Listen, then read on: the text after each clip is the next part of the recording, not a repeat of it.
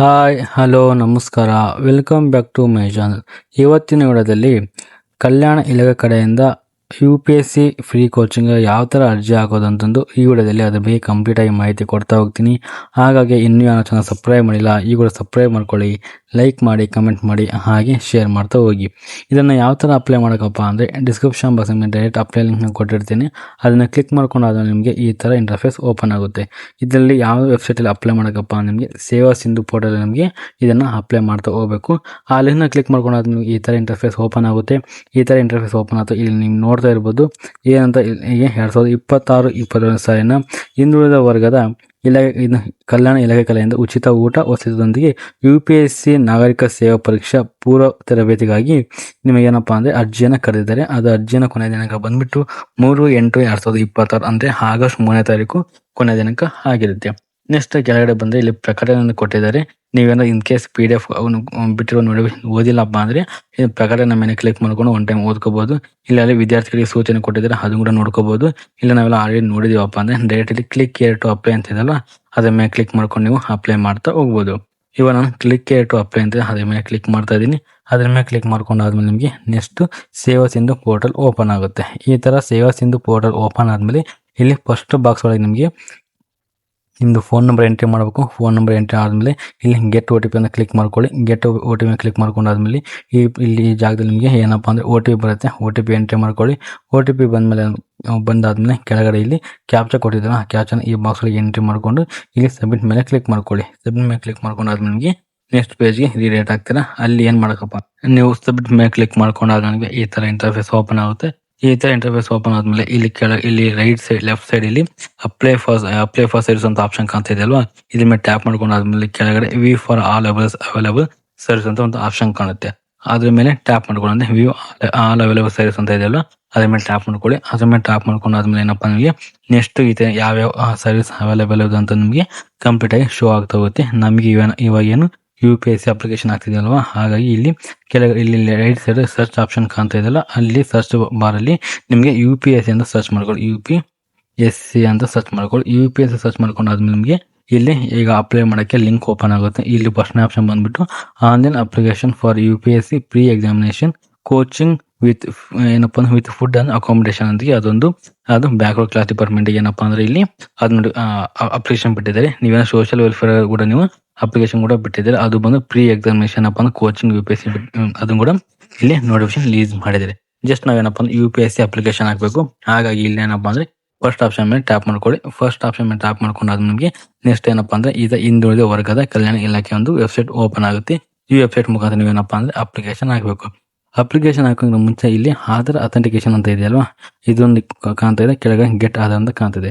ನಾವಿವಾಗ ಏನಪ್ಪ ಅಂದ್ರೆ ಫಸ್ಟ್ ಆಧಾರ್ ಅಥೆಂಟಿಕೇಶನ್ ಮಾಡಬೇಕು. ಅದು ಯಾವ ಥರ ಮಾಡಬೇಕಪ್ಪ ಅಂದರೆ ಇಲ್ಲಿ ಆಧಾರ್ ಅಥೆಂಟಿಕೇಶನ್ ಅದ್ರ ಮೇಲೆ ಟ್ಯಾಪ್ ಮಾಡ್ಕೊಳ್ಳಿ. ಅದ್ರ ಮೇಲೆ ಟ್ಯಾಪ್ ಮಾಡ್ಕೊಂಡಾದ್ಮೇಲೆ ನಿಮಗೆ KYC ಪೋರ್ಟಲ್ ಓಪನ್ ಆಗುತ್ತೆ.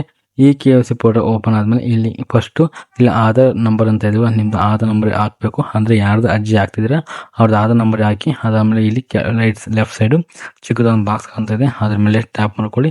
ಟ್ಯಾಪ್ ಮಾಡ್ಕೊಂಡಾದ್ಮೇಲೆ ಕೆಳಗಡೆ ಗೆಟ್ OTP ಅಂತ ಇಲ್ಲಿ OTP ಇರುತ್ತೆ. OTP ಮೇಲೆ ಕ್ಲಿಕ್ ಮಾಡ್ಕೊಳ್ಳಿ. ಈ OTP ಮೇಲೆ ಕ್ಲಿಕ್ ಮಾಡ್ಕೊಂಡು ಆದಮೇಲೆ ಇಲ್ಲಿ ಗೆಟ್ ಜನರೇಟ್ OTP ಅಂತ ಆಪ್ಷನ್ ಕಾಣ್ತಾ ಇದೆ ಅಲ್ವಾ, ಆ ಜನರೇಟ್ OTP ಮೇಲೆ ಟ್ಯಾಪ್ ಮಾಡ್ಕೊಳ್ಳಿ. ಜನರೇಟ್ OTP ಮೇಲೆ ಟ್ಯಾಪ್ ಮಾಡ್ಕೊಂಡಾದ್ಮೇಲೆ ಏನಪ್ಪ ಅಂದರೆ ನಿಮ್ಗೆ ಕೊಟ್ಟಿರುವಂಥ ಏನೋ ಫೋನ್ ನಂಬರ್, ಆಧಾರ್ ನಂಬರ್ ಯಾವ ನಂಬರ್ ಲಿಂಕ್ ಆಗಿತ್ತು ಫೋನ್ ನಂಬರು, ಆ ಫೋನ್ ನಂಬರ್ಗೆ OTP ಬರುತ್ತೆ. ಆ OTP ನೀವು ಇಲ್ಲಿ ಎಂಟ್ರಿ ಮಾಡ್ತಾ ಹೋಗ್ಬೇಕು. ನನಗೆ ಇವಾಗ OTP ಬಂದಿದೆ. OTP ಇವಾಗ ಎಂಟ್ರಿ ಮಾಡ್ತಾ ಇದ್ದೀನಿ. 65 ಎಂಟ್ರಿ ಮಾಡ್ಕೊಂಡಾದ್ಮೇಲೆ ಇಲ್ಲಿ ಸಬ್ಮಿಟ್ ಮೇಲೆ ಕ್ಲಿಕ್ ಮಾಡ್ಕೊಳ್ಳಿ. ಸಬ್ಮಿಟ್ ಮೇಲೆ ಕ್ಲಿಕ್ ಮಾಡ್ಕೊಂಡಾದ್ಮೇಲೆ ಏನಪ್ಪ ಅಂದರೆ ಮತ್ತೇನಪ್ಪ ಅಂದರೆ ಕ್ಲಿಕ್ ಟು ರಿಟರ್ನ್ ಅಂತ ಇದೆ, ಅದ್ರ ಮೇಲೆ ಟ್ಯಾಪ್ ಮಾಡ್ಕೊಳ್ಳಿ.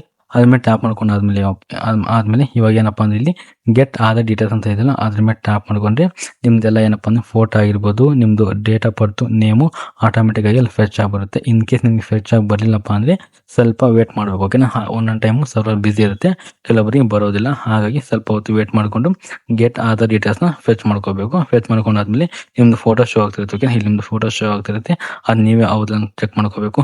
ಇಲ್ಲಿ gender side gender men women ಅಂತ ಸೈಡ್ ನೋಡ್ಕೋಬೇಕು. ನೋಡ್ಕೊಂಡಾದ್ಮೇಲೆ ನೀವು ಅರ್ಜಿದಾರ ಹೆಸರು ಅಂದರೆ ಆಧಾರ್ ಕಾರ್ಡಲ್ಲಿ ಯಾವ ಥರ ನೇಮ್ ಇರುತ್ತೆ ಆಧಾರ್ ನೇಮ್ ಶೋ ಆಗುತ್ತೆ, ಅದನ್ನು ನೋಡ್ಕೋಬೇಕು. ಅದಾದಮೇಲೆ ಇಲ್ಲಿ ಕೆಳಗೆ ಏನಪ್ಪ ಅಂದರೆ ಮೊಬೈಲ್ ನಂಬರ್ ಎಂಟ್ರಿ ಮಾಡಬೇಕು. ಮೊಬೈಲ್ ನಂಬರ್ ಎಂಟ್ರಿ ಮಾಡ್ಕೊಂಡಾದ್ಮೇಲೆ ಕ್ಯಾಸ್ಟ್ ಅಂದರೆ ಏನಪ್ಪ ಅಂದರೆ ಕ್ಯಾಸ್ಟ್ ಆಡಿ ನಂಬರ್ ಒಂದು ಶೋ ಆಗಿದೆ ಅಂದರೆ ಸರ್ಟಿಫಿಕೇಟ್ ಮೇಲೆ ಒಂದು ಆಡಿ ನಂಬರ್ ಇರುತ್ತೆ. ಆಡಿ ನಂಬರ್ ಈ ಬಾಕ್ಸ್ ಒಳಗೆ ಎಂಟ್ರಿ ಮಾಡ್ಕೊಳ್ಳಿ. ಈ ಬಾಕ್ಸ್ ಎಂಟ್ರಿ ಮಾಡ್ಕೊಂಡಾದ್ಮೇಲೆ ಇಲ್ಲಿ ಜಾತಿ ಪ್ರಮಾಣ ಪತ್ರ ಅಂದ್ರೆ ನಿಮ್ದೇನು ಕ್ಯಾಸ್ಟ್ ಸರ್ಟಿಫಿಕೇಟ್ ಇಲ್ಲಿ ಎಂಟ್ರಿ ಮಾಡಬೇಕು. ಓಕೆನಾ, ಅಂದ್ರೆ ಅದನ್ನ ಕೂಡ ಇಲ್ಲಿ ಎಂಟ್ರಿ ಮಾಡಬೇಕು. ಎಂಟ್ರಿ ಮಾಡಾದ್ಮೇಲೆ ಅಂದ್ರೆ ರೀ ಎಂಟ್ರಿ ಕೇಳ್ತಾ ಇದೆ, ಅದನ್ನ ಎಂಟ್ರಿ ಮಾಡ್ಕೊಂಡು ಕೆಳಗೆ ನಿಮ್ದು ಯಾವ ಕ್ಯಾಸ್ಟ್ ಬರ್ತೀರ ಅಂದ್ರೆ ಈಗ ನಿಮ್ದು ಯಾವ ಕ್ಯಾಸ್ಟ್ ಅದಕ್ಕೊಂದು ಹೆಸರು ಇರುತ್ತೆ. ನಿಮ್ಗೆ ಈ ತರ ಅಂತ ಒಂದು ಕ್ಯಾಸ್ಟ್ ಇರುತ್ತೆ.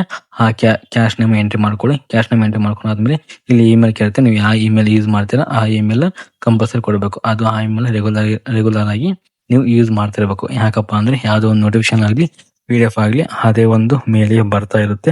ಹಾಗಾಗಿ ನೀವೊಂದು ಯೂಸ್ ಮಾಡಿರೋಂಥ ಇಮೇಲು ಅಲ್ಲಿ ಎಂಟ್ರಿ ಮಾಡ್ಕೊಳ್ಳಿ. ಎಂಟ್ರಿ ಮಾಡ್ಕೊಂಡಾದ್ಮೇಲೆ ಏನಪ್ಪಾ ಅಂದ್ರೆ ಇಲ್ಲಿ ನಿವಾಸನ ಕೇಳ್ತಾ ಇದ್ರೆ ಓಕೆ, ನಿವಾಸನ ಸೆಲೆಕ್ಟ್ ಮಾಡ್ಕೋಬೇಕು. ಅಲ್ಲಿ ಯಾವ್ದು ಕರ್ನಾಟಕದವರ ಕರ್ನಾಟಕ ಇದ್ದವರೇ ಮಾತ್ರ ಇದು ಅಪ್ಲಿಕೇಶನ್ ಆಗಿ ಬರುತ್ತೆ, ಅದನ್ನ ಸೆಲೆಕ್ಟ್ ಮಾಡ್ಕೊಳ್ಳಿ. ಅದಾದ್ಮೇಲೆ ಇನ್ಕಮ್ ಅಂದ್ರೆ ನಿಮ್ಗೆ ಆದಾಯ ಪ್ರಮಾಣ ಪತ್ರದಲ್ಲಿ ಎಂಟ್ರಿ ಮಾಡ್ಕೋಬೇಕು. ಎಂಟ್ರಿ ಮಾಡ್ಕೊಂಡು ಆದ್ಮೇಲೆ ಮತ್ತೆ ಕೆಳಗಡೆಯಲ್ಲಿ ಆದಾಯ ಅಂದ್ರೆ ಇನ್ಕಮ್ ಏನಪ್ಪ ಆಡಿ ನಂಬರ್ ಇರುತ್ತೆ, ಆಡಿ ನಂಬರ್ ಎಂಟ್ರಿ ಮಾಡ್ಕೊಳ್ಳಿ. ಆಡಿ ನಂಬರ್ ಎಂಟ್ರಿ ಮಾಡ್ಕೊಂಡಾದ್ಮೇಲೆ SSC ಬೋರ್ಡ್ ಇರುತ್ತೆ, ಯಾವ ಬೋರ್ಡಿಂದ ಎಕ್ಸಾಮ್ ಪಾಸ್ ಇದೆ ಆ ಬೋರ್ಡ್ ಎಂಟ್ರಿ ಮಾಡ್ಕೊಳ್ಳಿ. ನಾನು ಇಲ್ಲಿ ಸ್ಟೇಟ್ CBSE ICS ಅಂತ ಕೇಳ್ತಾ ಇದೆ, ನಾನು ಸ್ಟೇಟ್ ಅನ್ನ ಕ್ಲಿಕ್ ಮಾಡ್ತಾ ಇದೀನಿ. ನೀವು ಯಾವ ಬೋರ್ಡಿಂದ ಓದಿರಾ ಅದನ್ನ ಎಂಟ್ರಿ ಮಾಡ್ಕೊಳ್ಳಿ. ಎಂಟ್ರಿ ಮಾಡ್ಕೊಂಡಾದ್ಮೇಲೆ ನೀವು ಆಧಾರ್ ಫೆಚ್ ಆಗಿರುತ್ತಲ್ಲ, ನಿಮ್ಗೆ ಏಜ್ ಕೂಡ ಆಟೋಮೆಟಿಕ್ ಆಗಿ ಬಂದಿರುತ್ತೆ. ಯಾವುದೇ ಕಾರಣಕ್ಕೂ ಮತ್ತೆ ಮ್ಯಾನುವಲ್ ಆಗಿ ಎಂಟ್ರಿ ಮಾಡೋ ಅವಶ್ಯಕತೆ ಕೂಡ ಇರೋದಿಲ್ಲ. ಅದಾದ್ಮೇಲೆ SSC ರಿಜಿಸ್ಟ್ರೇಷನ್ ನಂಬರ್ ಹಾಕಬೇಕು.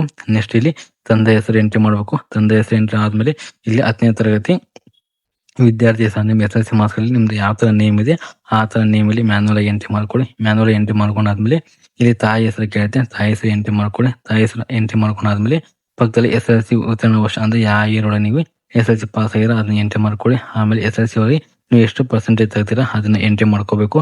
ಅದನ್ನ ಎಂಟ್ರಿ ಮಾಡ್ಕೊಂಡಾದ್ಮೇಲೆ ಇಲ್ಲಿ ಪೋಷಕರ ಹೆಸರು ಅಂದ್ರೆ ನೀವು ಯಾರಾದ್ರು ಗಾರ್ಡಿಯನ್ ಇದ್ರೆ ಗಾರ್ಡಿಯನ್ ಎಂಟ್ರಿ ಮಾಡ್ಕೊಂಡು, ಇಲ್ಲಾಂದ್ರೆ ಸ್ಪೇಸ್ ಕೊಟ್ಟು ನಡೆಯುತ್ತೆ. ನೆಕ್ಸ್ಟ್ ಹುಟ್ಟಿದ ದಿನಾಂಕ ಆಟೋಮೆಟಿಕ್ ಫೆಚ್ ಆಗಿ ಬರುತ್ತೆ. ಮತ್ತೆ ಯಾವುದೇ ತರ ಮ್ಯಾನುವಲ್ ಆಗಿ ಎಂಟ್ರಿ ಮಾಡೋ ಅವಶ್ಯಕತೆ ಕೂಡ ಇರುವುದಿಲ್ಲ. ನೆಕ್ಸ್ಟ್ ಡಿಗ್ರಿದು ಡೀಟೇಲ್ಸ್ ಎಂಟ್ರಿ ಮಾಡಬೇಕು. ಇದಕ್ಕೆ ಅಪ್ಲಿಕೇಶನ್ ಆಗ್ಬೇಕಪ್ಪ ಅಂದ್ರೆ ನೀವು ಕಂಪಲ್ಸರಿ ಡಿಗ್ರಿ ಪಾಸ್ ಆಗಿದ್ರೆ ಮಾತ್ರ ಇದಕ್ಕೆ ಅಪ್ಲಿಕೇಶನ್ ಹಾಕಲು ಬರುತ್ತೆ, ಇಲ್ಲಾಂದ್ರೆ ಯಾವುದೇ ಕಾರಣಕ್ಕೂ ಅಪ್ಲಿಕೇಶನ್ ಕೂಡ ಹಾಕಕ್ಕೆ ಬರೋದಿಲ್ಲ. ಇಲ್ಲಿ ಪದವಿ ಕಾಲೇಜ್ ಅಂದ್ರೆ ನಿಮ್ಮ ಕಾಲೇಜ್ ನೇಮ್ ಎಂಟ್ರಿ ಮಾಡಬೇಕು. ಅದಾದ್ಮೇಲೆ ಯಾವ ಯೂನಿವರ್ಸಿಟಿಯಲ್ಲಿ ಓದಿದ್ರೆ ಅದನ್ನ ಎಂಟ್ರಿ ಮಾಡ್ಕೊಳ್ಳಿ. ಅದಾದ್ಮೇಲೆ ಡಿಗ್ರಿದು ಏನು ಅಂದ್ರೆ ರಿಜಿಸ್ಟ್ರೇಷನ್ ಅಂದ್ರೆ ರೂಲ್ ನಂಬರ್ ಇರುತ್ತೆ, ಆ ರೂಲ್ ನಂಬರ್ ಈ ಬಾಕ್ಸ್ ಒಳಗೆ ಎಂಟ್ರಿ ಮಾಡ್ಕೋಬೇಕು. ಇನ್ನು ಎಂಟ್ರಿ ಮಾಡ್ಕೊಂಡಾದ್ಮೇಲೆ ಇಲ್ಲಿ ಪದವಿ ಶೇಕಡ ಅಂದ್ರೆ ನೀವು ಡಿಗ್ರಿಯಲ್ಲಿ ಎಷ್ಟು CGP ತಗೊಂಡಿದ್ದೀರಾ ಅಂದ್ರೆ ಎಷ್ಟು ಯಾವ್ದು ಡಿಗ್ರಿ ಮಾಡಿದಿರ ಅಂತ ಕೇಳ್ತಾ ಆ ಡಿಗ್ರಿ ಎಂಟ್ರಿ ಮಾಡಬೇಕು. ನೀವು BA ಮಾಡಿದಿರಾ, BBL ಮಾಡಿದಿರಾ, BA MS ಮಾಡಿದಿರಾ, BSc ಮಾಡಿದಿರಾ, ನೀವು ಯಾವ್ದು ಮಾಡಿದಿರಾ ತುಂಬಾ ಇಲ್ಲ ಡಿಗ್ರಿ ಎಲ್ಲಾ ಡಿಗ್ರಿ ಇರ್ತವೆ. ನೀವು ಯಾವ ಡಿಗ್ರಿ ಮಾಡಿದಿರಾ ಅದನ್ನ ಸೆಲೆಕ್ಟ್ ಮಾಡ್ಕೋಬೇಕು. ನಾನು ಇವಾಗ ಏನಪ್ಪಾ ಅಂದ್ರೆ BTech ಮಾಡಿದ್ದೀನಿ, BTech ಸೆಟ್ ಮಾಡ್ತಾ ಇದ್ದೀನಿ. BTech ಸೆಟ್ ಮಾಡಾದ್ಮೇಲೆ ಇಲ್ಲಿ ಪರ್ಸೆಂಟೇಜ್ ಅಂದ್ರೆ ನಿಮ್ದು ಡಿಗ್ರಿ ಒಳಗೆ ಇಲ್ಲಿ CGP ಕೇಳ್ತಿಲ್ಲ, ಅವರು ಪರ್ಸೆಂಟೇಜ್ ಕೇಳ್ತಾ ಇದ್ದಾರೆ. ನಿಮ್ಮ CGPನ ಪರ್ಸೆಂಟೇಜ್ ಕನ್ವರ್ಟ್ ಮಾಡ್ಕೊಂಡು ನೀವು ಇಲ್ಲಿ ಆ್ಯಡ್ ಮಾಡ್ತಾ ಹೋಗಬೇಕು. ಆ್ಯಡ್ ಮಾಡಾದ್ಮೇಲೆ ಇಲ್ಲಿ ಪದವಿ ಉತ್ತೀರ್ಣದ ವರ್ಷ ಅಂದ್ರೆ ಡಿಗ್ರಿ ಯಾವ ಇಯರ್ ಪಾಸ್ ಆಗಿದೆ ಅಂತ ಕೇಳ್ತಾ ಇದ್ರೆ ಆ ಇಯರ್ ಇಲ್ಲಿ ಈ ಬಾಕ್ಸ್ ಒಳಗೆ ಮೆನ್ಷನ್ ಮಾಡ್ತಾ ಹೋಗ್ಬೇಕು. ಮೆನ್ಷನ್ ಮಾಡಾದ್ಮೇಲೆ ಕೆಳಗೆ ವಿಶೇಷಚೇತನ ವಿದ್ಯಾರ್ಥಿ ಅಂದ್ರೆ ನೀವೇನಂತ ಹ್ಯಾಂಡಿಕ್ಯಾಪ್ ವಿದ್ಯಾರ್ಥಿ ಆಗಿದ್ದೀರಾ ಅಂತ ಕೇಳ್ತಾರೆ. ಇನ್ ಕೇಸ್ ಎಸ್ ಅಂತ ಕೊಟ್ಟರೆ ಅದು ಡೀಟೇಲ್ಸ್ ಫಿಲ್ ಮಾಡಬೇಕು. ಅಂದ್ರೆ UID ಕಾರ್ಡ್ ಸಂಖ್ಯೆ ಅಂದ್ರೆ ನೀವು ಹ್ಯಾಂಡಿಕ್ಯಾಪ್ ವಿದ್ಯಾರ್ಥಿಗಳಿದೆ ನಿಮ್ದೊಂದು ID ಕೊಟ್ಟಿರ್ತಾರೆ, ಆ ID ಒಳಗೆ UDID ಒಂದು ಕಾರ್ಡ್ ಸಂಖ್ಯೆ ಇರುತ್ತೆ, ಆ ಕಾರ್ಡ್ ಸಂಖ್ಯೆನ ಇಲ್ಲಿ ಎಂಟ್ರಿ ಮಾಡಬೇಕು. ಓಕೆ, ಇನ್ ಕೇಸ್ ನೀವು ಹ್ಯಾಂಡಿಕ್ಯಾಪ್ ವಿದ್ಯಾರ್ಥಿಗಳು ಅಲ್ಲಪ್ಪ ಅಂದ್ರೆ ನೋ ಅಂತ ಸೆಲೆಕ್ಟ್ ಮಾಡ್ಕೊಳ್ಳಿ. ನೋ ಅಂತ ಸೆಲೆಕ್ಟ್ ಮಾಡ್ಕೊಂಡಾದ್ಮೇಲೆ ಮತ್ತೆ ಇಲ್ಲಿ ಮೇಲ್ಗಡೆ ಬರಬೇಕು. ಇಲ್ಲಿ ಬಂದು ಪರ್ಮನೆಂಟ್ ಅಡ್ರೆಸ್ ಕೇಳ್ತಾ ಇದೆ, ಅಂದ್ರೆ ನಿಮ್ಮ ಪರ್ಮನೆಂಟ್ ಅಡ್ರೆಸ್ ನ ಇಲ್ಲಿ ಸೆಟ್ ಮಾಡ್ತಾ ಹೋಗ್ಬೇಕು. ನಿಮ್ದು ಡಿಸ್ಟಿಕ್ ಯಾವುದು ಡಿಸ್ಟಿಕ್ ಸೆಟ್ ಮಾಡ್ಕೊಳ್ಳಿ. ಆಮೇಲೆ ಹೋಬಳಿ ಅಂದ್ರೆ ತಾಲೂಕು ಯಾವ್ದು ತಾಲೂಕು ಸೆಟ್ ಮಾಡ್ಕೊಳ್ಳಿ. ಡಿಸ್ಟಿಕ್ ತಾಲೂಕು ಆಮೇಲೆ ನಿಮ್ದು ಹೋಬಳಿ ಅಂದ್ರೆ ನಿಮ್ದು ಊರು ಸೆಲೆಕ್ಟ್ ಮಾಡ್ಕೊಳ್ಳಿ. ಹೋಬಳಿ ಅಂದ್ರೆ ನಿಮ್ದು ಊರು ಅಂತ. ಓಕೆ, ಕೆಲವರಿಗೆ ಗೊತ್ತಿರಲ್ಲ ಹೋಬಳಿ ಅಂದ್ರೆ ಊರು, ಗ್ರಾಮ ಬಂದು ಯಾವ ಗ್ರಾಮದವರು ಅದನ್ನ ಎಂಟ್ರಿ ಮಾಡ್ಕೊಳ್ಳಿ. ಹೋಬಳಿ ಮತ್ತು ಗ್ರಾಮ ಎರಡು ಒಂದೇ. ಓಕೆನಾ, ಅದಾದ್ಮೇಲೆ ವಿಧಾನಸಭಾ ಕ್ಷೇತ್ರ ಅಂದ್ರೆ ವಿಧಾನಸಭಾ ಕ್ಷೇತ್ರ ಅಂದ್ರೆ ನಿಮ್ದು ಯಾವ ವಿಧಾನಸಭಾ ಕ್ಷೇತ್ರ ಒಳಗೆ ಬರ್ತೀರಾ ಅಂತಂದ್ರೆ ಅದು ತಾಲೂಕು ನೇಮ್ ಹಾಕೊಳ್ಳಿ. ನೆಕ್ಸ್ಟ್ ಪಿನ್ ಕೋಡ್ ಅಂದ್ರೆ ಊರಿನ ಪಿನ್ ಕೋಡ್ ಇರುತ್ತೆ, ಆ ಪಿನ್ ಕೋಡ್ ಇಲ್ಲಿ ಎಂಟ್ರಿ ಮಾಡ್ತಾ ಹೋಗ್ಬೇಕು. ಎಂಟ್ರಿ ಮಾಡಾದ್ಮೇಲೆ ನಿಮ್ದು ಅಡ್ರೆಸ್ ನಲ್ಲಿ ಮ್ಯಾನುವಲ್ ಆಗಿ ಎಂಟ್ರಿ ಮಾಡ್ತಾ ಹೋಗ್ಬೇಕು. ಅಡ್ರೆಸ್ ಎಂಟ್ರಿ ಮಾಡಾದ್ಮೇಲೆ ನಿಮ್ದು ಯಾವ ಕ್ಯಾಟಗರಿ ಬರ್ತೀರಾ ಆ ಕ್ಯಾಟಗರಿ ಎಂಟ್ರಿ ಮಾಡ್ಕೊಳ್ಳಿ. ಕ್ಯಾಟಗರಿ ಎಂಟ್ರಿ ಮಾಡ್ಕೊಂಡು ಆದ್ಮೇಲೆ ರಾಜ್ಯ ಜಾತಿ ಹೆಸರು ಅಂದ್ರೆ ನಿಮ್ದು ಸ್ಟೇಟ್ ಆಫ್ ಅಂದ್ರೆ ಯಾವ ಜಾತಿ ಹೆಸರು ನಿಮ್ದು ಜಾತಿ ಹೆಸರನ್ನ ಇಲ್ಲಿ ಎಂಟ್ರಿ ಮಾಡಬೇಕು. ಇಲ್ಲಿ ಸೆಟ್ ಅನ್ನು ಕ್ಲಿಕ್ ಮಾಡ್ಕೊಂಡು ಸೆಟ್ ಕ್ಲಿಕ್ ಮಾಡ್ಕೊಂಡಾದ್ಮೇಲೆ ಅದು ಶೋ ಆಗುತ್ತೆ. ಅಂದ್ರೆ ಕ್ಯಾಟಗರಿ ಸೆಲೆಕ್ಟ್ ಮಾಡಾದ್ಮೇಲೆ ನಿಮಗೆ ಶೋ ಆಗುತ್ತೆ. ಇಲ್ಲಿ ಕ್ಯಾಟಗರಿ ಸೆಲೆಕ್ಟ್ ಮಾಡಾದ್ಮೇಲೆ ಇಲ್ಲಿ ಶೋ ಆಗುತ್ತೆ. ಯಾವ ಕ್ಯಾಟಗರಿ ಅಂದ್ರೆ ದೇವಾರಿ ಯಾವ ಇಲ್ಲಿ ತುಂಬಾ ಏನಪ್ಪ ಅಂದ್ರೆ ಜಾತಿ ಹೆಸರು ಬರ್ತಾ ಇದೆ, ನಿಮ್ದು ಯಾವ ಜಾತಿ ಬರ್ತೀನ ಅದನ್ನ ನೀವು ಇಲ್ಲಿ ಸೆಲೆಕ್ಟ್ ಮಾಡ್ಕೋಬೇಕು. ಸೆಲೆಕ್ಟ್ ಮಾಡ್ಕೊಂಡು ಆದ್ಮೇಲೆ ಇಲ್ಲಿ ಡಿಕ್ಲರೇಷನ್ ಅಂದ್ರೆ ಡಿಕ್ಲರೇಷನ್ ನೀವು ಕಂಪಲ್ಸರಿ ಕ್ಲಿಯರ್ ಆಗಿ ನೋಡ್ಕೊಂಡು ನೀವು ಡಿಕ್ಲರೇಷನ್ ಕ್ಲಿಕ್ ಮಾಡ್ತಾ ಹೋಗ್ಬೇಕು. ಇಲ್ಲಿ ಏನ್ ಡಿಕ್ಲರೇಷನ್ ಕೊಟ್ಟಿದಾರಪ್ಪ ಅಂತ ನಾನು ಒನ್ ಟೈಮ್ ಓದ್ತಾ ಹೋಗ್ತೀನಿ. ಏನ್ ಕೊಟ್ಟಿದ್ದಾರೆ ಅಂದ್ರೆ, ನಾನು ಇಂದಿನ ವರ್ಷದ ಹಿಂದುಳಿದ ವರ್ಗದಲ್ಲಿ ಕಲ್ಯಾಣ ಇಲಾಖೆಯಲ್ಲಿ IAS KS banking RRB SSC group C ಅಂತ ಯಾವುದೇ ಪರೀಕ್ಷೆ ಪೂರ್ವ ತರಬೇತಿಯನ್ನು ಹೊಂದಿಲ್ಲ ಮತ್ತು ಮೇಲಿನ ನೀಡಿರುವ ಮಾಹಿತಿ ನನಗೆ ತಿಳಿದಿರುವಂತೆ ಸರಿಯಾಗಿ ಎಂದು ನಾನು ಈ ಮೂಲಕ ಘೋಷಿಸುತ್ತೇನೆ. ಮೇಲಿನ ಮಾಹಿತಿ ತಪ್ಪೆಂದು ಕಂಡು ಬಂದರೆ ನನ್ನ ವಿರುದ್ಧ ಕ್ರಿಮಿನಲ್ ಮೌಲ್ಯಗಳನ್ನು ನಾನು ಜವಾಬ್ದಾರಿ ಆಗಿರ್ತೇನೆ ಅಂತ ಇಲ್ಲಿ ಏನಪ್ಪ ಅಂದರೆ ಡಿಕ್ಲರೇಷನ್ ಕೊಟ್ಟಿದ್ದಾರೆ. ಏನಂದರೆ ನೀವು last IAS KS RRB banking exam conduct ಮಾಡಿದಲ್ವ, ಅದ್ರಲ್ಲಿ ನೀವೇನೋ ಒನ್ ಟೈಮ್ ಪಾಸ್ ಮಾಡಿ ಆಲ್ರೆಡಿ ಕೋಚಿಂಗ್ ತಗೊಂಡ್ರೆ ನೀವು ಅದಕ್ಕೆ ಅಪ್ಲೈ ಮಾಡೋಕ್ಕೆ ಎಲಿಜಿಬಲ್ ಇರಲ್ಲ. ಇನ್ ಕೇಸ್ ನೀವು ಎಕ್ಸಾಮ್ ಬರೆದು ಪಾಸ್ ಆಗಿಲ್ಲಪ್ಪ ಅಂದರೆ ಇದಕ್ಕೆ ನೀವು ಸೆಲೆಕ್ಷನ್ ಆಗಿ ಅಪ್ಲೈ ಮಾಡೋಕ್ಕೆ ಎಲಿಜಿಬಲ್ ಇರ್ತೀರ. ಪಾಸ್ ಆಗಿ ಕೋಚಿಂಗ್ ತೊಗೊಂಡು ಮತ್ತೆ ಇರೋದು ಇನ್ನೊಂದ್ಸಲ ಕೋಚಿಂಗ್ ತೊಗೊಳಕ್ಕೆ ನೀವು ಯಾವುದೇ ಥರ ಅರ್ಹತೆ ಇರೋದಿಲ್ಲ. ಹಾಗಾಗಿ ಇನ್ ಕೇಸ್ ಎಕ್ಸಾಮ್ ಬಂದು ಫೇಲ್ ಆಗಿದ್ರು ಮತ್ತೆ ಅಪ್ಲಿಕೇಶನ್ ಆಗ್ಬೋದು. ಅದನ್ನು ಕೊಟ್ಟಿದ್ದಾರೆ. ಅದಾದಮೇಲೆ ನೀವು ಕೊಟ್ಟಿರುವಂಥ ಎಲ್ಲ ಡೀಟೇಲ್ಸ್ ಕರೆಕ್ಟಾಗಿದೆ ಅಂದ್ಕೊಂಡು ನಾನು ಅಪ್ಲಿಕೇಶನ್ ಹಾಕ್ತಾಯಿದ್ದೀನಿ. ಇನ್ ಕೇಸ್ ನೀವೇನಾದರೂ ರಾಂಗಾಗಿ ಡೀಟೇಲ್ಸ್ ಕೊಟ್ಟಿದ್ರೆ ನಿಮ್ದು ಏನಪ್ಪ ಅಂದರೆ ನಿಮ್ಮ ಕ್ರಿಮಿನಲ್ ವಿರುದ್ಧ ಏನಪ್ಪ ನಿಮಗೆ ಸೆಲೆಕ್ಟ್ ಆಗಿದ್ಮೇಲೆ ಏನಪ್ಪ ಅಂದರೆ ನಿಮಗೆ ನಿಮ್ಮ ಬಗ್ಗೆ ಕೇಸ್ನ ಆಗ್ತಾರಂತ ಅವರು ತಿಳಿಸಿ ಕೊಟ್ಟಿದ್ದಾರೆ. ಅದಾದ್ಮೇಲೆ ಕೆಳಗಡೆ ಬಂದು ಚಿಕ್ಕದಾಗಿ ಏನಪ್ಪ ಅಂದರೆ ಐ ಅಗ್ರಿ ಅಂತ ಇದೆ, ಅದ್ರ ಮೇಲೆ ಕ್ಲಿಕ್ ಮಾಡ್ಕೊಳ್ಳಿ. ಐ ಅಗ್ರಿ ಮೇಲೆ ಕ್ಲಿಕ್ ಮಾಡ್ಕೊಂಡು ಆದ್ಮೇಲೆ ನೆಕ್ಸ್ಟ್ ಇಲ್ಲಿ ಕ್ಯಾಪ್ಚಾ ಕೊಟ್ಟಿರ್ತಾರೆ. ಆ ಕ್ಯಾಪ್ಚಾ ಒಳಗೆ ಇಲ್ಲಿ ಕೊಟ್ಟಿರೋ ಒಂದು ಕ್ಯಾಪ್ಚಾನ ಈ ಬಾಕ್ಸ್ ಒಳಗೆ ಎಂಟ್ರಿ ಮಾಡಿಕೊಂಡು ಇಲ್ಲಿ ಡ್ರಾಫ್ಟ್ ಅಂತ ಇದೆ. ಓಕೆನಾ, ಡ್ರಾಫ್ಟ್ ಅಂದರೆ ನೀವು ಅಪ್ಲಿಕೇಶನ್ ಹಾಕಿರಲ್ವಾ, ಅದಕ್ಕೆ ಅಪ್ಲಿಕೇಶನ್ ನೀವು ಕರೆಕ್ಟ್ ಆಗಿದೆ ಅಂತ ಒನ್ ಟೈಮ್ ಕಂಪ್ಲೀಟ್ ಆಗಿ ಚೆಕ್ ಮಾಡ್ಕೋಬೇಕು. ಹಾಗೆ ಡ್ರಾಫ್ಟ್ ಅಂತ ಕೊಟ್ಟಿದ್ದಾರೆ. ಇನ್ ಕೇಸ್ ಏನಾದರೂ ಕರೆಕ್ಷನ್ ಮಾಡ್ಕೋಬೇಕಪ್ಪ ಅಂದರೆ ಮತ್ತೆ 8 ಆಪ್ಷನ್ ಬಂದು ಇನ್ನೊಂದ್ಸಲ ಕರೆಕ್ಷನ್ ಮಾಡ್ಕೋಬಹುದು. ಇನ್ ಕೇಸ್ ಯಾವ ಥರ ಕರೆಕ್ಷನ್ ಇಲ್ಲಪ್ಪ ಅಂದರೆ ನೀವು ಡೈರೆಕ್ಟ್ ಬಂದು ಇಲ್ಲಿ ಏನಪ್ಪ ಅಂದರೆ ಸಬ್ಮಿಟ್ ಮೇಲೆ ಕ್ಲಿಕ್ ಮಾಡ್ಕೊಳ್ಳಿ. ಸಬ್ಮಿಟ್ ಮೇಲೆ ಕ್ಲಿಕ್ ಮಾಡ್ಕೊಂಡು ಆದ್ಮೇಲೆ ನಿಮ್ಮದು ಅಪ್ಲಿಕೇಶನ್ ಕೂಡ ಕಂಪ್ಲೀಟ್ ಆಗಿ ಸಬ್ಮಿಟ್ ಆಗುತ್ತೆ. ಇಲ್ಲಪ್ಪ ಎಲ್ಲ ಫಿಲ್ ಮಾಡೋ ಡೀಟೇಲ್ಸ್ ತಪ್ಪಾಗಿದೆ ಅಂದರೆ ಇಲ್ಲಿ ರೀಸೆಟ್ ಅನ್ನು ಕ್ಲಿಕ್ ಮಾಡಿದ್ರೆ ಎಲ್ಲ ಡಾಟಾ ಆಟೋಮೆಟಿಕ್ ಆಗಿ ರೀಸೆಟ್ ಆಗುತ್ತೆ. ಹಾಗೆ ಎಲ್ಲ ಡೀಟೇಲ್ಸ್ ಫಿಲ್ ಮಾಡಾದ್ಮೇಲೆ ಇಲ್ಲಿ ಏನಪ್ಪ ಇಲ್ಲಿ ಸಬ್ಮಿಟ್ ಆಪ್ಷನ್ ಇದೆ, ಸಬ್ಮಿಟ್ ಮೇಲೆ ಕ್ಲಿಕ್ ಮಾಡ್ಕೊಂಡೆ ನಿಮ್ದು ಅಪ್ಲಿಕೇಶನ್ ಕಂಪ್ಲೀಟ್ ಆಗಿ ಸಬ್ಮಿಟ್ ಆಗ್ತಾ ಹೋಗುತ್ತೆ. ಓಕೆ, ಸಬ್ಮಿಟ್ ಆದಮೇಲೆ ಯಾವ ಥರ ಶೋ ಆಗುತ್ತೆ ಅಂತ ನಿಮಗೆ ಕಂಪ್ಲೀಟ್ ಆಗಿ ತೋರಿಸ್ತಾ ಹೋಗ್ತೀನಿ.